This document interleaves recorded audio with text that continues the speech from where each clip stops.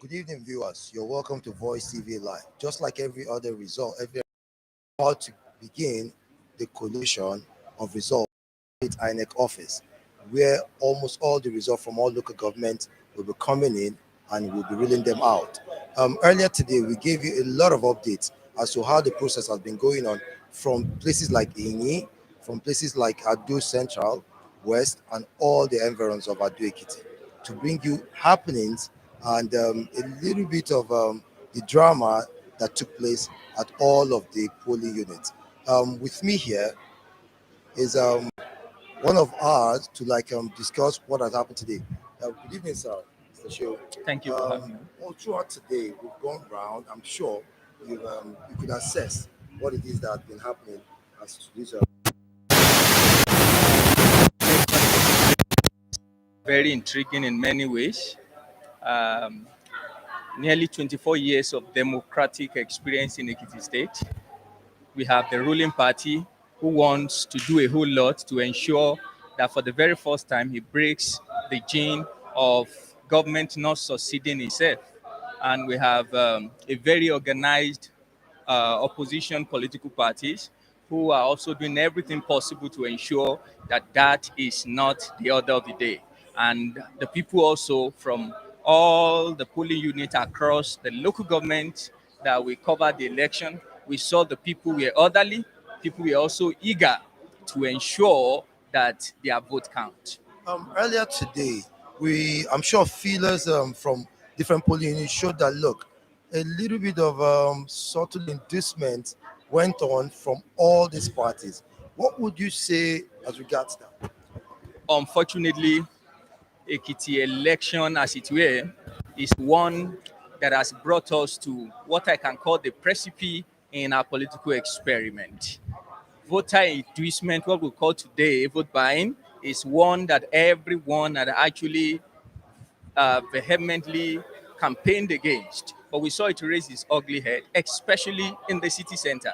We saw while we were going around in Ado Ekiti, the various polling units we went to, we saw voter inducement in very subtle ways. Unlike the brazen way that they gave money to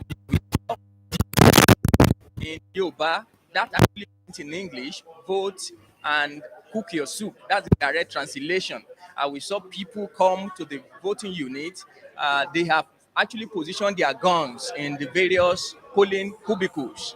So in those cubicles, they ensure that the people voting vote their candidate and they usher them to designated safe houses where they have kept their money. And so they give them the money, and that's what we saw in several of the places we visited. For instance, at St. Michael, that's polling unit 08, Ward 4, opposite Mobi filling station. We saw it there. When we got to opposite State Hospital, we saw voter inducement there. And it's the same by the time we got to record in Fellow in local government in Yin, we saw it and we went across. We saw that, but it was more brazen and it was more widespread in Ado Ekiti. So we can say it's not just one party that's actually doing this. All the parties are guilty of this inducement and vote buying. Sadly, you see one political party accusing the other person, but it's about who pays higher, the highest bidder in the whole voter experience. It is not just limited to one political party, though the ones who gave lower money and people choose to go for the higher bidder will be the ones who come to the press and tell the whole world and scream blue mother that they have been robbed out of the electoral experience. But virtually all of them, from our interactions with the voters, virtually all of them tried to induce voter. Some gave 5,000, others gave 7,000, and we saw some who gave as high as 10,000 naira. So all of them are actually culpable in this voter inducement stuff. We actually, at particularly in front of the state hospital, we saw some clash between the INEC officials and some would-be hoodlums who tried to disrupt the exercise. But I think there was a prompt response from the security agent, particularly the DSS, to calm that. What would have been if the DSS had not promptly responded? All right. a stamp at the reverse of that ballot.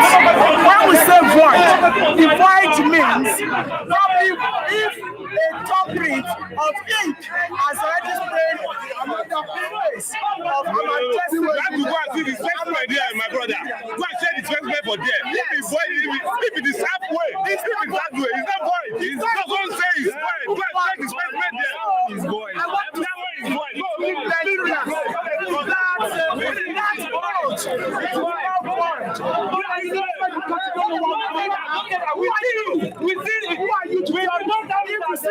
us show it to the media. Let us show it. Let us show it to the media. Right. It's when your finger or probably somewhere. Let me run the other side is the stamp from behind the reverse of the ballot. It is not right. You could hear the man actually claiming that, look, the stamp behind the ballot could be the reason why it seemed their votes for the party they represent have accounted void or invalid. Do you think that was a mistake on the part of INEC to have stamped and stained the ballot paper, or you think the man is just crying foul? Thank you. Again, I think that's a lesson that has to be learned going forward in future elections. I really don't see why, having spent millions of nairas to print ballot boxes, people still have to manually stamp the back of the ballot boxes. There should be a way to watermark those things to authenticate the ballot papers. What actually happened there looks very simple, but as it were, is something that was avoidable. All right, you had the polling officers stamped, and sometimes in course of stamping those ballot papers, they overdo it, staining the ballot paper. And so you had one of the polling agents protesting vehemently when it looks as if the ballot paper was double printed, but in actual sense, it wasn't double printed. If not for the quick intervention of security agencies, it would have escalated and degenerated into something more chaotic. I think INEC should learn from this in future elections. I don't know why you should spend millions of nairas to print ballot boxes and you can't have a way of watermarking them from source, and you still have people going manually to authenticate them. That's crude, to say the least.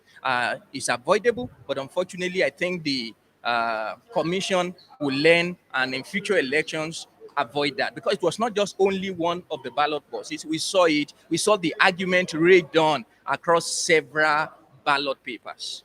Sir, with the new